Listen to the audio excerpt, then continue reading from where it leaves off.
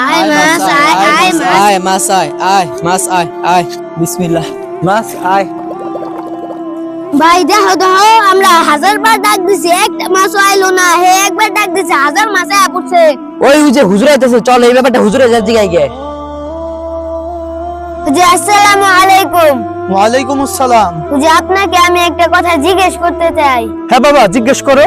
আমরা এতবার ডাক দিলাম একটি মাছ আসলো না, আর ওই লোকটা একবার ডাক দিয়ে কতগুলো মাছ এনে ফেললো, এটা কারণ আমরা জানতে চাই। ওই লোকটা 5 ওয়াক্ত নামাজ পড়ে এবং ওই লোকটা যখন ওই পুকুর পাড়ে আসে তখন ওই মাছগুলারে খাবার দেয়, এর জন্য ওই মাছগুলা তার কাছে আসে। হুজুর সে তো এখন মাছের কোনো খাবার দেয় নাই। সে খাবার খাওয়াক বা না খাও, সে পুকুর পাড়ে যাওয়া মাত্রই মাছগুলা তার কাছে আপনা আপনি চলে আসে। তাহলে একবার চিন্তা করো, নামাজি ব্যক্তিকে মাছ এত ভালোবাসে, তাহলে আল্লাহ তাআলা নামাজি ব্যক্তিকে কত ভালোবাসে।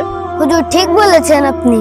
শোনো, আমরা যদি আল্লাহ তাআলার প্রিয় বান্দা হতে চাই তাহলে আমাদেরকে 5 ওয়াক্ত নামাজ সর্বদা আদায় করতে হবে।